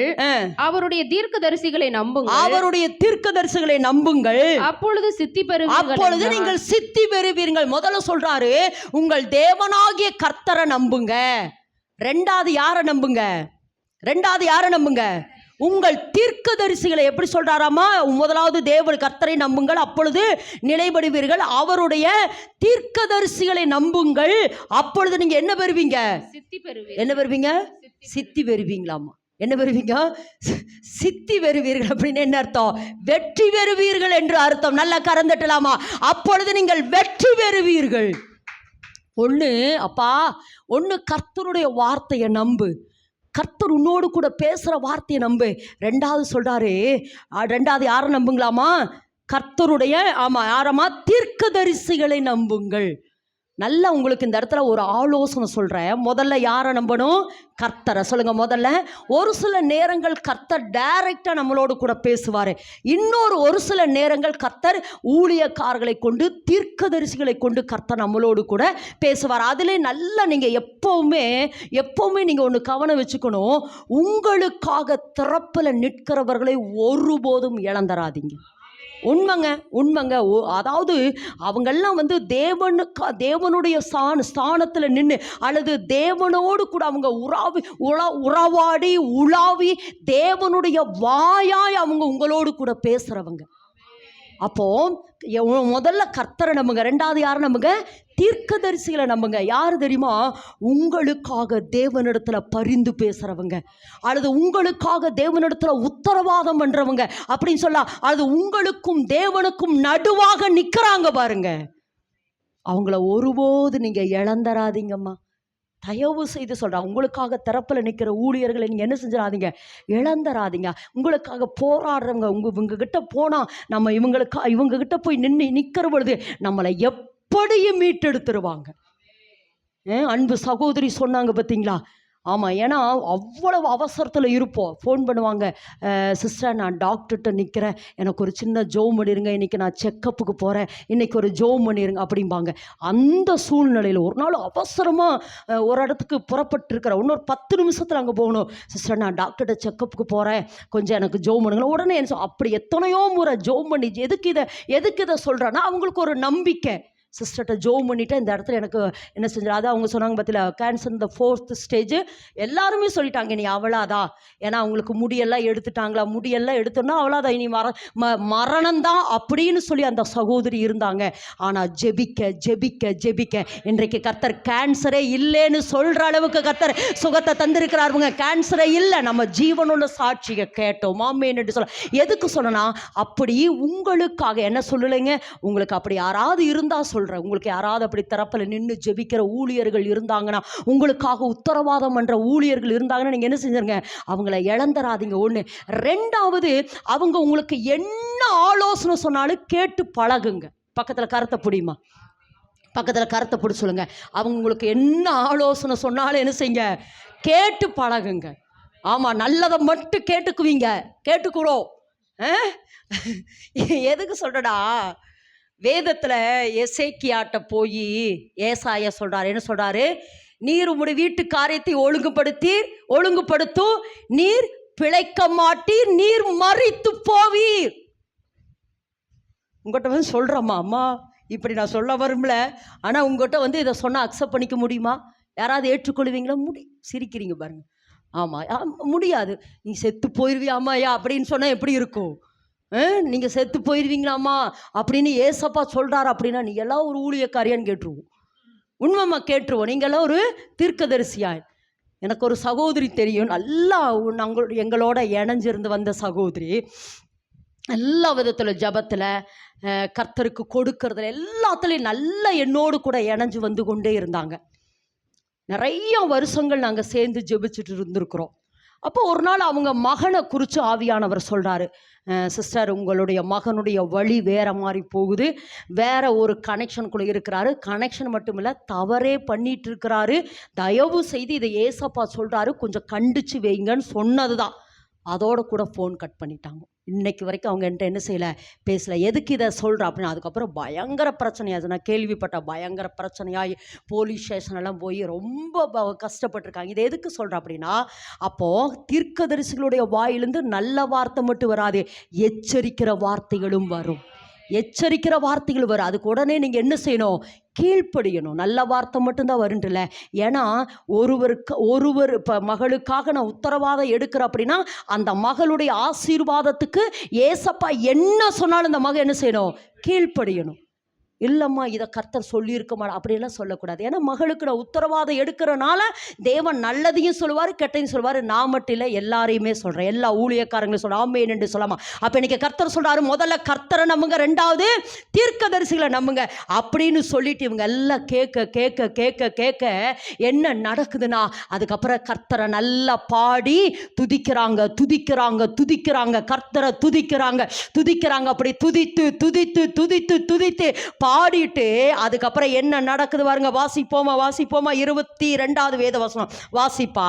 அவர்கள் பாடி துதி செய்ய தொடங்கின போது யூதாவுக்கு விரோதமாக வந்து பதிவிருந்த அம்மோன் புத்திரரையும் மோவாபியரும் சேயீர் மலைதேசத்தாரையும் ஒருவருக்கு விரோதமாய் ஒருவர் கர்த்தர் எழும்ப பண்ணினதினால் அவர்கள் வெட்டுண்டு விழுந்தார்கள். திரும்பவும் சொல்கிறேன், நாம் நினைக்கிறதற்கும் நம்ம வேண்டிக் கொள்ளுகிறதுக்கும் மிகவும் அதிகமாய் கர்த்தர் நம்ம வாழ்க்கையில கிரியை செய்ய வேண்டும் என்றால், யோசபாத்து பாருங்க, அவன் பயந்து இந்த ராஜாக்கு, இந்த 3 ராஜாக்கள் எனக்கு எதிரிட்டு வராங்களே என்று சொல்லி பயந்து கர்த்தரை தேடி இப்படிப்பட்ட வாக்குத்தத்தங்களை எல்லாம் சொல்லி கர்த்தர் பேச, யோசபாத்து பேச, கர்த்தர் பேச, யோசபாத்து பேச, அதுக்கப்புறம் கர்த்தர் கொடுக்கிற ஆலோசனைப்படி அவர்கள் எல்லாம் கீழ்ப்படி விட்டு கர்த்தரை பாடி துதிக்க துதிக்க துதிக்க துதிக்க என்ன நடந்தது என்று சொன்னால், அடுத்த வேதவசனம் எல்லாரும் சேர்ந்து வாசிப்போம். எப்படி எனில் அம்மோன் புத்திரர் மோவாபியரும் சேயீர் மலைதேச குடிகளும் சஞ்சரிக்கவும் அழிக்கவும் அவர்களுக்கு விரோதமாய் எழும்பினார்கள். சேயீர் குடிகளை அழித்து தீர்ந்தபோது இவர்கள் பாடி துதிக்கிற பொழுதே இந்த 3 ராஜாக்களையும் கர்த்தர் அங்க என்ன பண்ணிட்டாரு, யுத்தத்தை எழுப்ப பண்ணிட்டாரு. ஒருவருக்கொருவர் விரோதமா அவர்கள் எழும்ப எழும்ப எழும்ப ஒருவருக்கொருவர் வெட்டுண்டு விழுந்தார்கள். அடுத்த வேத வசனம் பாருங்க. யூத மனுஷர் வனாந்தரத்தில் உள்ள சாமக்கூடண்டையில் வந்து அந்த ஏராளமான கூட்டம் இருக்கும் திக்கை நோக்குகிற போது இதோ அவர்கள் தரையிலே விழுந்து கிடக்கிற பிரேதங்களாக ஒருவர் தப்புல. இப்போ யோசபாத்தினுடைய ஆரம்ப ஜெபம் எதை கேட்டான், பாதுகாப்பு. எதை கேட்டான், இந்த ஏராளமான கூட்டம் எங்களுக்கு வந்துருச்சு, இந்த 3 ராஜாக்கள் எங்களுக்கு விரோதமாக வந்துட்டாங்க, அதனால நீங்க என்ன செய்யுங்க, எங்களை அந்த ஜனங்க கையிலிருந்து காப்பாற்றுங்கள் என்பது ஜெபம். ஓகேவா? இது வந்து என்னது, ஜபா. இப்போ அந்த ஜபா என்ன நடந்துச்சுன்னா, ஒருவனும் இவர்களை வந்து தொடாததுக்கு முன்னமே தேவன் அங்கேயே அந்த யுத்தத்தை முடிச்சு எல்லாரும் எப்படி கடந்தாங்களாமா, பிரேதங்களாக கடந்தாங்க. அப்போ இது இவர்கள் வேண்டுவதற்கு கிடைத்தது. ஆனால் இவர்கள் வேண்டிக் கொள்ளுகிறதுக்கு மிகவும் அதிகமாக என்ன நடந்ததுன்னா, யோசபாத்தும் அவனுடைய ஜனங்களும் அவர்கள் உடைமைகளையும் கொள்ளையிட வந்த பொழுது அந்த அவர்கள் ஏராளமான பொருட்களும் வேதங்களிலிருந்து உரிந்து போட்ட ஆடை ஆபரணங்களும் எடுத்துக்கொண்டு போக கூடாது இருந்தது. 3 நாள் அளவு கொள்ளையிட்டார்கள். அது அவ்வளவு மிகுதியா இந்த நல்ல கரந்தட்டுமா. நம்ம நினைக்கிறதுக்கும் வேண்டிக் கொள்ளுகிறதுக்கும் மிகவும் நல்ல நான் நினைக்கிறதுக்கும் வேண்டிக் கொள்ளுகிறதுக்கும் மிகவும் அதிகமா எனக்குள்ளே கிரியை செய்கிறவன். நான் திரும்ப சொல்றேன், யோசபாத்துக்கு இப்ப பாதுகாப்பு தேவை. யோசபாத்து கேட்கிற அந்த ஜனங்க கையிலிருந்து, இந்த 3 ராஜாக்களுடைய கையிலிருந்து எங்களை காப்பாற்றிருங்கன்னு தான் இவங்க கேட்டாங்க. இவங்க கேட்டதுக்கு மேலாக கர்த்தர் என்ன தெரியுமா கொடுத்தாரு? அந்த சத்துருவை அழித்தது மாத்திரமல்ல, அந்த சத்துருவினுடைய ஆடை ஆபரணங்களை, விலை உயர்ந்த பொருள்களை எல்லாம் கொள்ளையாட வைத்தார். ஆமேன் என்று சொல்லாமா? அப்பனைக்கு கர்த்தர் சொல்றார், மகனே, ஒருவேளை இந்த பிரச்சனை நடுவில், இந்த போராட்டத்தின் நடுவில் கர்த்தர் உன்ட்ட என்ன சொல்லுகிறாரோ, திரும்ப சொல்ல, அதை முக்கியமான பாயிண்ட், அவர் உங்களுக்கு என்ன சொல்லுகிறாரோ அதற்கு கீழ்ப்படிந்து அவர் என்ன சொல்றாரோ அதன்படி நீங்கள் ஜெபிக்கிற பொழுது கர்த்தர் ஒன்று உங்க ஜெபத்தையும் கேட்பாரு. அல்லது இப்படி சொல்லாம நீங்கள் ஜெபிக்கிறதுக்கு, அல்லது இப்படி சொல்லலாம், இந்த உபத்திரவத்தின் பாதையில நீங்க நடக்கிறது கையப்பிடிங்களா, உபத்திரவத்தின் பாதையில நீங்க நடக்கிறதுக்கு பின்பு, அல்லது இந்த உபத்திரவத்துல ஜெயித்ததுக்கு பின்பு, ஒருவேளை இந்த பிரச்சனை நடுவில் நீங்க போய் கொண்டிருக்கலாம். இந்த பிரச்சனையில நடுவில் நீங்க ஜெயித்து, ஒருவேளை ஜெயித்ததுக்கு பின்பு கர்த்தர் சம்பளம் மாத்திரமல்ல போனஸையும் கொடுக்க அவர் வல்லமையுள்ளவர். சம்பளம் மாத்திரமல்ல போனஸ் உங்களுக்கு தருவாருமா. அதைத்தான் இந்த இடத்துல வாசிக்கிறோம். காப்பாத்திட்டாரு. அடுத்து என்ன செஞ்சாரு? எந்த சத்துரு உனக்கு விரோதமாய் வந்தானோ அந்த சத்துருவை எல்லாம் கொள்ளையாடுவனியே, கொள்ளையாடுவா. அவனுடையதெல்லாம் உன்னுடையதாக இந்த இடத்துல வாசிக்கிறோம். அதாவது அவங்க எல்லாம் செத்து போயிட்டாங்க. நான் கேட்குறேன், அதையெல்லாம் என்ன செஞ்சாங்களா?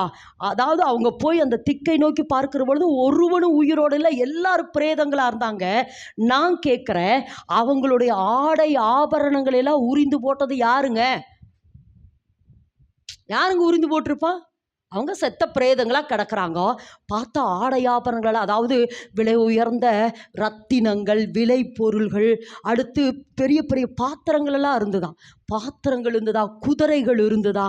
அப்போ இவ்வளோ பெரிய ஆடை ஆபரணங்கள், பொண்ணு வெள்ளியெல்லாம் யாருங்க உரிந்து போட்டிருப்பா? ஏஞ்சல்ஸுக்கு. இந்த யுத்தம் கர்த்தருடையது. இன்னைக்கு தேவன் சொல்றது அதுதான். என்னன்னா அந்த இடத்துல வாசிக்கிறோம், சாத்தானுடைய சகலவற்றையும், அல்லது இந்த 3 ராஜாக்களுடைய வெள்ளி உடைமை, பொன்னுடைமைகளை எல்லாம் உரிந்து எங்க கடந்ததாமா? வனாந்தரத்துல கடந்தது. இவங்க போய் 3 நாளா கொள்ளை. நினைச்சு பாருங்க, அத்தானா ஜனங்களும் எப்படியாமா? அத்தானா ஜனங்களும் முதல் முறை போய் என்ன செய்றாங்க? அப்படியே அள்ளி கொண்டு வந்து அவங்க கூடாரத்தை வைக்கிறாங்க. மறுபடியும் போறாங்க. எத்தனை நாளை கொள்ளையிட்டாங்களா? 3 நாளாக அத்தனை. இன்னைக்கு கர்த்தர் சொல்றாரு, நீ படுகிற எல்லா உபத்திரவத்துக்கு தகுந்ததான கொள்ளை உடைமைகளை நீ கொள்ளையாடுவ. ஏனெனில் இயேசு கிறிஸ்து உனக்காக சிலுவையிலே எல்லாவற்றையும் உரிந்து கொண்டார். சாத்தானுடைய சகல வல்லமைகளை இயேசு கிறிஸ்து சிலுவையிலே உரிந்து போட்டுட்டார் மகளே.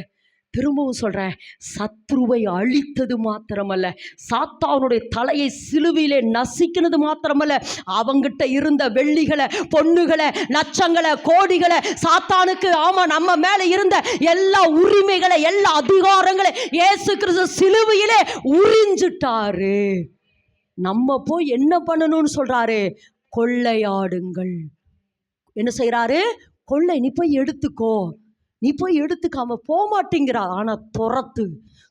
அதைத்தான் சொல்ற, திரும்ப சொல்றேன். நீ சொல்லு, சாத்தானே, என் மேல உனக்கு அதிகாரம் இல்லை, என் சரீரத்துக்கு மேல உனக்கு அதிகாரம் இல்லை, சரீர உறுப்புகளுக்கு மேல அதிகாரம் இல்லை, என் கணவன் மேல உனக்கு அதிகாரம் இல்லை, என் மனைவி மேல உனக்கு அதிகாரம் இல்லை, என் பிள்ளை மேல உனக்கு அதிகாரம் இல்லை, எனக்கு தேவன் வைத்திருக்கிற ஐஸ்வர்யத்தின் மேல உனக்கு அதிகாரம் இல்லை. ஏனெனில் என்னை ஐஸ்வர்யவானாய் மாற்றும்படி இயேசு எனக்காக சிலுவையிலே தரித்திரர் ஆயிட்டாரு. அவர் தரித்திரர் ஆனபடினால் அவருடைய ஐஸ்வர்யத்தினாலே நான் ஐஸ்வர்யவானாகிறேன். இயேசு கிறிஸ்துவின் ஐஸ்வர்யம் என் மேல, அவருடைய தழும்புகளால் நான் சுகமானே. ரிலீஸ் பண்ணு மகளே, பேசுங்கிறார். வேற ஒண்ணுமே இல்லை. நம்ம ஆசீர்வாதம் எங்க இருக்கு? வாயில. அப்படி சொல்லுங்க, வாயில. உபாகமத்தின் புஸ்தகம் வாசிமா, அந்த வாசந்த உபாகமத்தின் புஸ்தகம் 30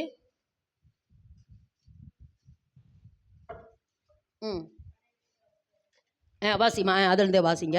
நாங்கள் அதை கேட்டு அதின்படி செய்யும் பொருட்டு எங்கள் நிமித்தம் வானத்துக்கு ஏறி அதை எங்களுக்கு கொண்டு வருகிறவன் யார் என்று நீ சொல்லத்தக்கதாக அது வானத்தில் உள்ளதும் அல்ல. நாங்கள் அதை கேட்டு அதின்படி செய்யும் பொருட்டு எங்கள் நிமித்தம் சமுத்திரத்தை கடந்து அதை கொண்டு வருகிறவன் யார் என்று நீ சொல்லத்தக்கதாக அது சமுத்திரத்திற்கு அப்புறத்தில் உள்ளதும் அல்ல. நீ அந்த வார்த்தையின்படியே செய்யும் பொருட்டு அது உனக்கு மிகவும் சமீபமாய் உன் வாயிலும். எங்க இருக்காமா உன் வாயில. சொல்லுங்க, உன் வாயில. நேற்று தினத்துல ஜெபம் பண்ணிட்டு பொழுது அப்படியே என்ன சொன்ன பார்த்தியா, திட்டம் பண்ணினேன் அப்படின்னு சொன்னாரு. அப்ப எங்க ஆண்டவரே திட்டம் பண்ணினீங்க அப்படிங்கிற பொழுதுதான் சொன்னேன்.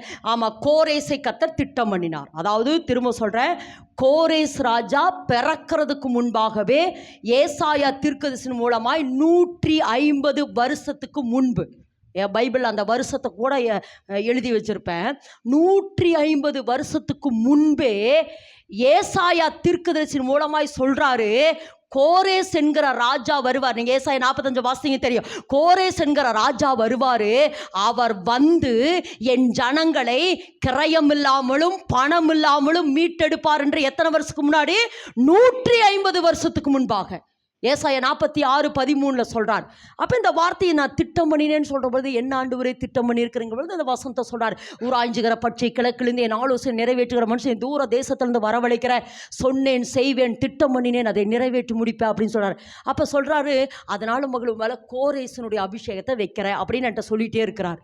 அப்ப நான் இப்படி கேட்கிறேன், கர்த்தருக்கு முன்பா சொல்ற வேதத்துக்கு முன்னாடி இப்படி கேட்கிறேன், சரி ஆண்டவரே, கோரேசின் அபிஷேகம் ஓகே, கோரேஸ்க்கு வெள்ளி கொடுத்தீங்க, பொண்ணு கொடுத்தீங்க, படை கொடுத்தீங்க, அது எப்படி படை, இராணுவ பட பலம், அந்த எல்லா பலம் இருந்ததே, அப்படியெல்லாம் எனக்கு ஒன்றும் இல்லையாங்கிற. உனக்கு வாய் இருக்குதுல்ல, நான் உண்மையே சொல்கிறோமா, உனக்கு வாய் இருக்குதுல்ல. அப்போ என்ன சொல்கிறார்னா, வாயில் பேசிட்டே இரு. அப்போதான் சொன்னார், நீ கர்த்தருடைய வாயை இன்னைக்கு கர்த்தர் சொல்கிறார். ஏன்னா போன வாரமே சொன்னேன், கர்த்தர் தமது வார்த்தையை உன் வாயிலே அருளி. அப்போ உனக்கு என்ன வேணுமோ மகளை, இப்போ நான் சொல்கிறேன், உங்களுடைய சூழ்நிலையில் குடும்ப பிரச்சனையாட்டு, பண பிரச்சனையாட்டு, வியாதி பிரச்சனையாட்டு, எந்த பிரச்சனையாக இருந்தாலும் சரி, நீங்கள் ஜெபிக்க கர்த்தர் தமது வார்த்தை உங்கள் வாயில் கொடுப்பார் பாருங்க. அந்த வார்த்தையை ரிப்பீட் பண்ணிடு. அதுதான் இருபுறமும் கருக்குள்ள பட்டயம். ஒன்று கர்த்தர் பேசு, அடுத்து நீ பேசு, ஒன்று கர்த்தர் பேசு, நீ பேசு.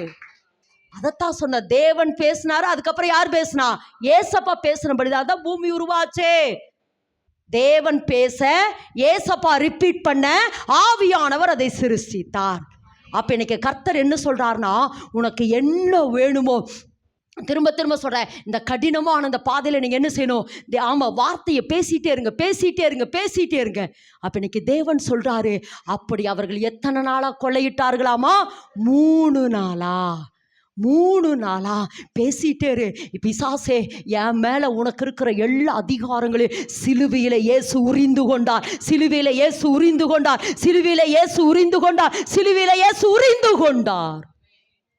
அந்த மகளுக்கு நான் ஜெபிக்கிற பொழுது அந்த சாத்தா வெளியே வந்து சொல்லுது, அந்த பிசாசு, இல்லை இவளோட ஜீவனை எடுத்துட்டு தான் நான் போவேன், இவள் ஜீவனை நான் எடுத்துட்டு தான் போவேன். அப்போ அந்த இடத்துல நம்ம மத்தியஸ்தரா நிற்கிறோம். இங்கே பாரு சாத்தானே, இந்த பேரை சொல்லுவேன். அதனால தான் அவங்க பேரை என்னன்னு கேட்டுட்டு நான் ரிப்பீட் பண்ணது.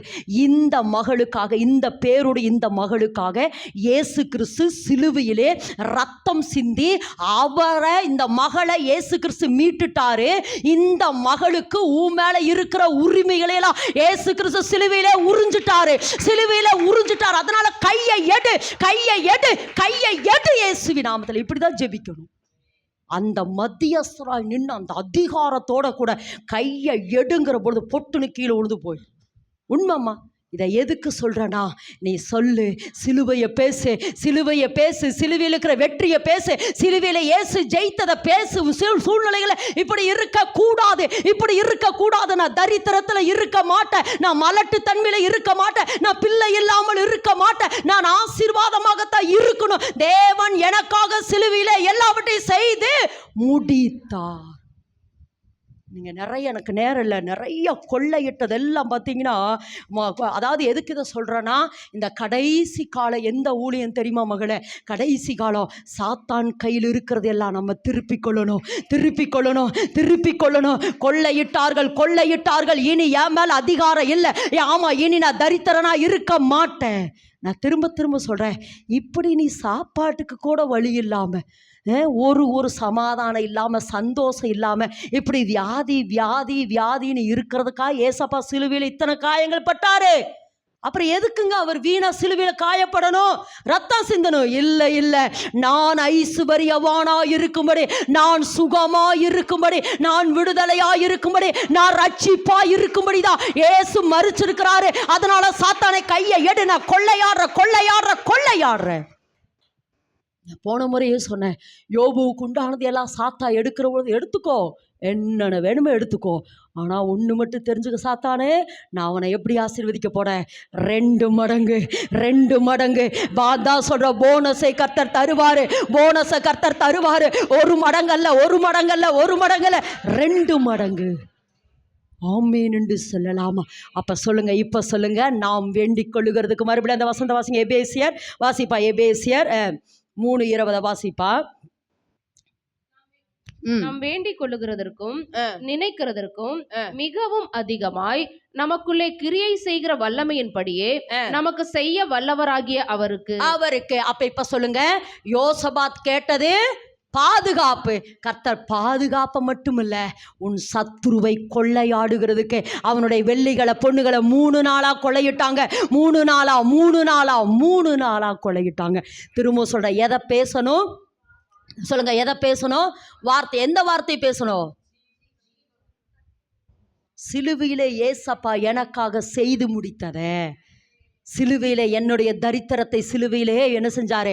ஆமாம், முடித்தார். என்னுடைய வியாதிக்காக சிலுவையிலே மரித்தார். பிசாசின் பிடியில் அகப்பட்டிருக்கிற என்னை விடுதலையாக்குறதுக்காக இயேசு கிறிஸ்து மரித்தார். இதை பேச, இந்த 3 தான் விடுதலை நமக்கு. 1 பிசாசின் பிடியில் இருந்த, 2வது தரித்திரத்தில் இருந்த, 3வது வியாதியில் இருந்து. இந்த 3 தான் இஸ்ரவேல் ஜனங்களுக்கு வந்தது. அதே விடுதலை தான் நமக்கு வரணும். ஆமென் சொல்லமா? ஆமாம். கடைசி மறுபடி வாசிப்போம். இப்போ நம்ம வேண்டிக் கொள்ளுகிறதுக்கு நினைக்கிறதுக்கும் மிகவும் அதிகமாக யாருக்கு செஞ்சாரு? யோசபாத்துக்கு. எப்படி செஞ்சார் சொல்லுங்க? அவன் கேட்டது பாதுகாப்பு. ஆனால் சாத்தானுடைய பொண்ணுகளையும் வெள்ளிகளையும் விலை உயர்ந்த பொருள்களை எத்தனை நாளாக கொள்ளையிட்டாங்க? 3 நாளா திரும்ப கொள்ளையாடுறாங்க.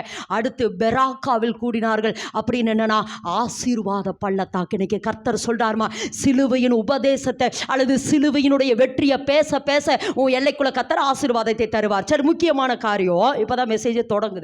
கர்த்தர் நல்லவர். வாட்சியெல்லாம் நல்லாதாக்காங்க. 11 தான் இருக்குது, ஒன்றும் கவலை இல்லை.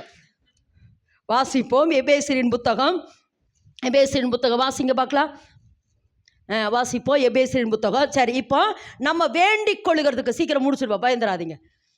சரி, இப்போ நம்ம வேண்டிக் கொள்ளுகிறதுக்கு 11 தான் இருக்குது. அதனால ஒன்றும் கவலை இல்லை. சரி, கர்த்தர் நல்லவர். சரி, இந்த இடத்துல வாசிக்கிறோம், நம்ம வேண்டிக் கொள்ளுகிறதுக்கும் நினைக்கிறதுக்கும் மிகவும் அதிகமாக. அந்த வார்த்தை திரும்ப சொல்லுங்க, உள்ள போகட்டும். அந்த வார்த்தை சொல்லுங்க. அந்த வார்த்தையை சொல்லிட்டேருமா, நான் வேண்டிக் கொள்ளுகிறதுக்கு நினைக்கிறதுக்கு மிகவும் அதிகமாக, நான் வேண்டிக் கொள்ளுகிறதுக்கு நினைக்கிறதுக்கு மிகவும் அதிகமாக, நான் வேண்டிக் கொள்ளுகிறதுக்கு நினைக்கிறதுக்கு மிகவும் அதிகமாக. இது எப்படி வாழ்க்கையில் நடக்கும்? அந்த இடத்துல ஒரு வாசனை இருக்கு, நமக்குள்ளே கிரியை செய்கிற. இதுதான் ரொம்ப முக்கியம். இதுதான் இன்னர் ப்ராசஸ். நமக்குள்ள அந்த விசுவாசம், நமக்குள்ளே கிரியை செய்கிற. சொல்லுங்க, நமக்குள்ளே கிரியை செய்கிற. சரி, இதுக்கு 3 காரியத்தை தான் கர்த்தர் எதிர்பார்க்கிறார். வாசிப்போம். 15 வாசிமா. 15. நம்முடைய கர்த்தராகிய கர்த்தராய் இருக்கிற இயேசு கிறிஸ்துவினுடைய பிதாவை நோக்கி முழங்கால் படியிட்டு. 1. 2வது, நீங்கள் அவருடைய ஆவியினாலே உள்ளான மனுஷனில் வல்லமையாய் பலப்பட. 2. அடுத்து, விசுவாசத்தினாலே கிறிஸ்து உங்கள் இருதயங்களில் வாசமாய் இருக்கவும் நீங்கள் அன்பிலே வேரூன்றி நிலை பெற்ற. போதும். இந்த இடத்துல அதாவது திரும்ப சொல்றேன், உங்களுக்கு ஒரு உதாரணத்துக்கு சொன்னேன். நீங்க வேண்டிக் கொள்ளுகிறதுக்கு நினைக்கிறதுக்கு மிகவும் அதிகமாக யார் அடையாளம்? யோசபாத் உங்களுக்கு அடையாளம். ஓகே, இப்போ நான் வேண்டிக் கொள்ளுகிறதுக்கு நினைக்கிறதுக்கு மிகவும் அதிகமாய் தேவன் என் வாழ்க்கையிலே செய்ய வேண்டும் என்றால் இந்த 3 காரியம். ஒன்று, நான் பிதாவை நோக்கி எப்படி ஜெபிக்கணும்? முழங்கால் படியிட்டு. சொல்லுங்க, பிதாவை நோக்கி முழங்கால் படியிட்டு. இதை நம்ம ஃபாலோ பண்ணுறோமாமா? ஆமாம்மா, ரொம்ப தேங்க்ஸ். உங்கள் வீட்டுக்கு வந்தபோது இங்கே முழங்காலோட ஜெபிச்சிங்க. ஆமாம், எப்படி ஜெபிக்கணும்? முழங்கால். ஏன் முழங்கால் போடணும்? எனக்கு கற்றுக் கொடுத்ததை சொல்கிறேன். தாழ்த்துறதுக்கு. குட், தாழ்த்துறதுக்கு ஒன்று. ரெண்டாவது, முழங்கால் யாரை போட வைப்பாங்கோ?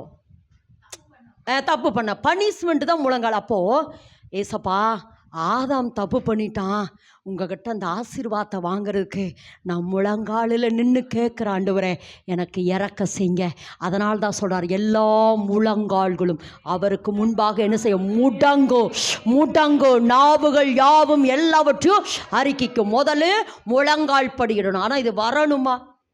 நான் வரமாட்டேன்னா நான் வரணும், கொஞ்சம் ப்ராக்டிஸ் பண்ணணும். அந்த ஆரம்ப கால ஊழியர்கள் சுந்தரமையாகிட்ட எல்லாம் ஊழியத்துக்கு போனாங்கன்னா, ஐயா உங்களோட வந்து ஊழியம் பண்ணுறேன் அப்படின்னா முதல்ல எதை தெரியுமா காட்டணும்? முழங்கால காட்டணும். அவர்கிட்ட முழங்காலில் வந்து என்ன செஞ்சா? அது காப்பு காய்ச்சிருக்கணும். அப்போ தான் அவர் ஊழியத்துக்கு எடுப்பார்.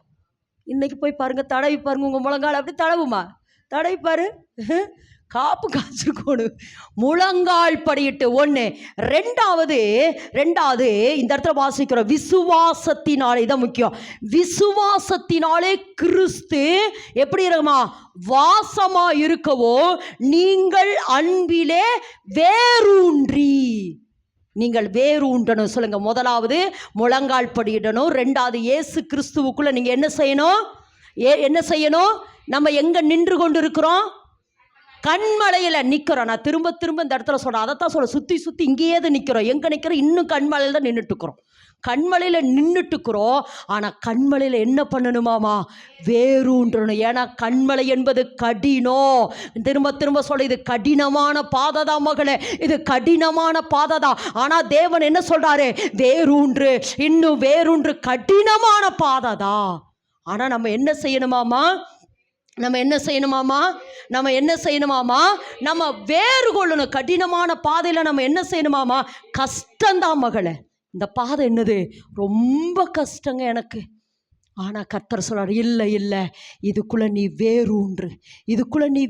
நம்மளால முடியல. ஆனால் கர்த்தர் சொல்றாரு, இல்லை மகளே, நீ வேரூன்று.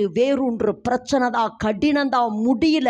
இல்லை, இன்னும் கொஞ்சம் தூரம் நீ வேரூன்ற. ஒன்று, பிதாவை நோக்கி நீங்கள் என்ன செய்யணும்? முழங்கால் படியிடணும். ரெண்டாவது, கிறிஸ்துவுக்குள்ளே நீங்கள் என்ன? கிறிஸ்துவுக்குள்னா கிறிஸ்துவுக்குள்ளேனாவே எதுதான்? கிறிஸ்துவுக்குள்னாவே என்னதான்? சிலுவை. ஏசப்பாவனுடைய அந்த ஏசப்பா பட்ட பாடுகளை நினச்சி, ஆண்டவரே இந்த கடினமான சூழ்நிலையில் நான் கனி கொடுக்க விரும்புகிறேன் என்று அவருக்குள்ள கனி கொடுத்து, அடுத்து மேலே பாருங்க, எத்தனை? 16 வாசிமா? 16. அவருடைய ஆவியினாலே உள்ளான மனுஷனில் வல்லமையாய் பலப்படவும். உள்ளான மனுஷன வல்லமையாய் அப்படின்னு என்ன சொல்றா? மூணாவது, ஆவியில ஜெபிச்சு ஆவியில நிரம்பி அந்நிய பாசையில ஜெபமணி நீங்க ஜெபமன திரும்ப சொல்ற. முதல்ல என்ன செய்யணும்? பிதாவை நோக்கி முழங்கால் படியிட்டு ஜெபிக்கணும். ரெண்டாவது, கிறிஸ்துவுக்குள்ள நீங்க என்ன செய்யணும்? வேரூன்றணும். எத்தனை பிரச்சனை வந்தாலும் கர்த்தர் எங்க நில்லுங்கிறாரோ அங்க நில்லுங்க. அது கடினமான பாதை தான். பரவாயில்ல, நில்லு மகளே, பரவாயில்ல, நில்லு. இன்னும் கொஞ்சம் தூரம். நான் திரும்பவும் சொல்றேன், அவர் சம்பளத்தை மட்டும் கொடுக்க மாட்டார். இந்த உபத்திரவத்துக்கு பின்பு போனஸ் அவர் உனக்கு தருவார். அதனால அவருக்குள்ள வேரூன்றி நீங்க என்ன செய்யணும்? கனி கொடுக்கிறவளா இருக்கணும். மூணாவது, நீங்க என்ன செய்யணும்? ஆவியில நிரம்பி ஜெபிக்க. என்ன நடக்குதுன்னா, வாசிங்க பார்க்கல, 16 வாசிப்பா, 19 வாசிப்பா. அறிவு கெட்டாத அந்த அன்பை அறிந்து கொள்ள வல்லவர்களாகவும் சகல பரிபூரணத்திலும் நிறையப்படவும் தமது மகிமையுடைய ஐஸ்வர்யத்தின்படியே உங்களுக்கு அனுக்கிரகம் பண்ண வேண்டும் என்று வேண்டிக் கொள்ளுகிறேன். திரும்ப சொல்ற, பிதாவை நோக்கி முழங்கால் படியிடணும். கிறிஸ்துவுக்குள்ள நீங்க என்ன செய்யணும்? வேறு கொள்ளணும். மூன்றாவது, ஆவியில நீங்க என்ன செய்யணும்? நீங்க ஜெபிக்க. இப்ப ரெண்டாவது உங்களை பார்த்து கேட்கிறேன், நீங்க எந்த ஜீவன் உள்ளவர்கள்? புதிதான ஜீவன். இயேசு கிறிஸ்து ஜீவனை கொடுக்கவும் அது பரிபூர்ணப்பட வந்தார் பாருங்க. அப்படி பரிபூரணம் அடைய இந்த இடத்துல வாசிக்கிறோம், தேவனுடைய சகல பரிபூரணத்தினால் நான் நிரப்பப்படுகிறேன். தேவனுடைய சகல பரிபூரணம், தேவனுடைய சகல பரிபூரணத்தினால் நான் நிரப்பப்படுகிறேன். ஆமென் என்று சொல்ல. அப்படின்னு என்ன அர்த்தம்னா, தேவனுடைய சகல பரிபூர்ணம் அப்படின்னா தேவனுடைய முழுமை. எந்த தேவனுடைய முழுமைனா, நான் எங்க வந்தறேன்னா, ஆதாமை தேவன் உண்டாக்குற பொழுது ஆதாமுக்குள்ள என்னென்ன இருந்ததோ அந்த அன்பு, தேவ சாயல், அந்த ஐக்கியம், அந்த பரிசுத்தம், எதெல்லாம் ஆதாமுக்குள்ள இருந்ததோ அதெல்லாம் தேவனுடைய முழு நிறைவும் எனக்குள் வருகிறது. அப்ப நான் தரித்திரத்தில் இருக்க வேண்டிய அவசியம் இல்லை, வியாதிக்குள்ள இருக்க வேண்டிய அவசியம் இல்லை, பிசாசின் பிடிக்குள்ள இருக்க வேண்டிய அவசியம் இல்லை. ஏன்னா எனக்குள்ள என்ன வருதாமா, தேவனுடைய முழு நிறைவு. அப்ப திரும்ப சொல்றேன், அவர் ஜீவன் உண்டாயிருக்கும். அந்த ஜீவன் என்ன செய்ய வராரா, பரிபூர்ணப்பட. அந்த ஜீவன் எப்படி வெளிப்படுதாமா, அந்த ஜீவன் பரிபூர்ணம் அடையுது. பரிபூர்ணனா வெளிப்பிரகாரமான அடையாளங்களை கர்த்தர் காட்டுகிறார். ஆமென் என்று சொல்ல. அப்போ நான் முழங்கால் படியிட்டு கிறிஸ்துவுக்குள்ள வேரூன்றி ஆவியில நிரம்பி ஜெபிக்க ஜெபிக்க ஜெபிக்க ஜெபிக்க என்னுடைய உள்ளான மனுஷன் டிரான்ஸ்ஃபர்மேஷன் ஆகிறா, மறுரூபமாகிறா. மறுரூபம் ஆக ஆக தேவ சாயல் எனக்குள்ள வருது, தேவனுடைய முழு நிறைவு எனக்குள்ள வருது, தேவனுடைய முழு ஆசீர்வாதம் எனக்குள்ள வருது. நான் இனி தரித்திரத்தில் இருக்க போறதில்லை, இனி வியாதியில இருக்க போறதில்லை, இனி பிசாசின் பிடியில் இருக்க போறதில்லை, இந்த உலகத்தினுடைய கிரியைகள் என்னை ஆட்கொள்ள போறதில்லை. ஏனெனில் தேவனுடைய முழு நிறைவு, தேவனுடைய முழு நிறைவு, தேவனுடைய முழு நிறைவு எனக்குள்ள வருது. தேவனுடைய முழு நிறைவென்றால் தேவன் எப்படிப்பட்டவரா அப்படிங்கிறதை விட தேவன் என்னை எப்படிப்பட்ட ஆசீர்வாதத்துக்குள்ள வழிநடத்த விரும்புகிறாரோ அத்தனை ஆசீர்வாதமும் எனக்குள்ள வருது. அதுக்கப்புறம்தான் எப்படியாமா, அதுக்கப்புறம்தான் நான் வேண்டிக் கொள்ளுகிறதுக்கும் நான் நினைக்கிறதற்கும் மிகவும் அதிகமாய் எனக்குள்ளே கிரியை செய்கிற வல்லமை. நம்ம ஈஸியா சொல்லிடுறோம்ல, அழுவுரு நான் வேண்டிக் கொள்றதுக்கு, நம்ம ஜெபம் எப்படி இருக்குது, ஈஸியா சொல்லிடுறோம், நான் வேண்டிக் கொள்றதுக்கு நினைக்கிறதுக்கு மிகவும் அதிகமாக எனக்கு செய்வீங்க ஆண்டவரே, செய்வீங்க ஆண்டவரே. ஆனா இத்தனை ப்ராசஸ் நடக்கணும். இத்தனை ப்ராசஸ் நடந்ததுக்கு அப்புறம்தான் நான் வேண்டிக் கொள்ளுகிறதுக்கோ நான் நினைக்கிறதுக்கோ என்ன செய்கிறா, நான் வேண்டிக் கொள்ளுகிறதுக்கு நினைக்கிறதுக்கு மிகவும் அதிகமாக எனக்குள்ளே கிரியை செய்ய. ஆமென் என்று சொல்ல. திரும்ப சொல்றமா, தேவனுடைய சகல பரிபூர்ணம். சொல்லுங்க, தேவனுடைய சகல பரிபூர்ணம் என்றால் முழுமை. தேவன் என்னை எதற்காக பிடித்தாரோ, சொல்லுமா, தேவன் என்னை எதற்காக பிடித்தாரோ, தேவன் என்னை எதற்காக அழைத்தாரோ அத்தனை முழுமையும் எனக்குள் வருகிறது. அப்படி வந்ததுக்கு அப்புறம்தான் நான் வேண்டிக் கொள்ளுகிறதுக்கோ நினைக்கிறதுக்கு மிகவும் அதிகமாக. ஆமென் என்று சொல்லாமா. அப்ப எனக்கு கர்த்தர் 2 வார்த்தையை அழுத்தி சொல்ல விரும்புகிறேன். நீங்கள் யாருக்குள்ள வேறு கொள்ளணும், கண்மலையாகிய கிறிஸ்துவுக்குள்ள. இயேசு கிறிஸ்து உங்கள் இருதயங்களில் வாசமாக இருக்க அவருக்குள்ள வேறு கொள்ளும் மகள். இந்த பிரச்சனையில் என்னால் நடக்க முடியல, இந்த போராட்டத்தில் என்னால் நடக்க முடியல. இல்லை, ஏசப்பாவை பாரு, கல்வாரி சிலுவையை பாரு, ஏசப்பா உனக்காக செய்த கிரயத்தை பாரு, ஏசப்பா உனக்காக செய்த பாடுகளை தியானி. நீ நீ தரித்திரத்தில் இருக்க, வியாதியில் இருக்க, இந்த பிரச்சனையில் இருக்க, போராட்டத்துக்குள்ள இருக்கிறதுக்காக இயேசு கிறிஸ்து மரிக்கல மகளே. உன்னை இந்த பிசாசின் பிடியிலிருந்து அல்லது இந்த சூழ்நிலையிலிருந்து மீட்டெடுக்க போகிறார் அல்லது மீட்டெடுத்து விட்டார் என்கிற அந்த விசுவாசத்தோட அவருக்குள்ள உட்கார்ந்து ஆவியில நிரம்பி ஜெபி, ஆவியில நிரம்பி ஜெபி. அவருக்குள்ள வேறு கொள்ளணும், வேறு கொள்ளணும், வேறு கொள்ளணும், வேறு கொள்ளணும். ஒன்னொன்னு சொல்றேன், எந்த நோக்கத்துக்காக கர்த்தர் இந்த பாதையை அனுமதித்திருக்கிறாரோ, எந்த நோக்கத்துக்காக இந்த பாதையில் உன்னை நடத்தி கொண்டிருக்கிறாரோ, அல்லது எந்த நோக்கத்துக்கு இந்த உபத்திரவத்தை உனக்கு அனுமதித்திருக்கிறாரோ அதுக்குள்ள போய், ஆண்டவரே இதுல எனக்கு என்ன கற்றுக் கொடுக்க விரும்புறீங்க, என்ன கற்றுக் கொடுக்க விரும்புறீங்க, இந்த பிரச்சனையின் நடுவில், இந்த போராட்டத்தின் நடுவில், இந்த சூழ்நிலை நடுவில் நீர் என்னை எதற்காக இந்த பிரச்சனை நடுவில் நடத்துகிறீரோ அல்லது எதை கற்றுக் கொடுக்க விரும்புகிறீரோ என்னை ஒப்பு கொடுக்கிற ஆண்டவரே. என்னை ஒப்பு கொடுக்கிற தயவு செய்து சொல்கிறோமா, கர்த்தர் எல்லாரையும் நம்புறதில்ல, உங்களை நம்புறார். ஏன்னா நம்ம எந்த ஊற்று? ஜீவ ஊற்று மகளே, நீ ஜீவ ஊற்று. ஏசப்பா ரத்தத்தை சரீரத்தை பானம் பண்ண உனக்குள்ள ஜீவன் வருது பாரியா, அது உனக்குள்ள ஊறிட்டே இருக்கு. அடுத்து மெயினாக சொல்கிறாரே, நீ எதற்காக அவர் உங்களை பிடித்தாரோ அதையே பிடித்து கொண்டு ஆசையாய் டேடியோட ஓடுங்க. ஆண்டவரே நான் வர ஆண்டவரே, இந்த இடத்துல, ஏன்னா நிறைய பேர் அந்த கடினமான இடத்துல வேறு கொள்ளாம, நிறைய பேர் அந்த விதையை பற்றி உண்மையை சொல்லுகிற பொழுது கடினமான இடத்துல அவர்கள் வேறு கொள்ளாமல் பின்மாற்றமா போயிட்டாங்க. ஆனா கர்த்தர் இன்னைக்கு உங்களை நம்பி இருக்கிறார். எல்லாரும் இருக்கிற இடத்துல எழும்பலாமா? எல்லாரும் எழும்பி, ஆண்டவரே இன்னைக்கு மனதார தர ஆண்டவரே, மனதார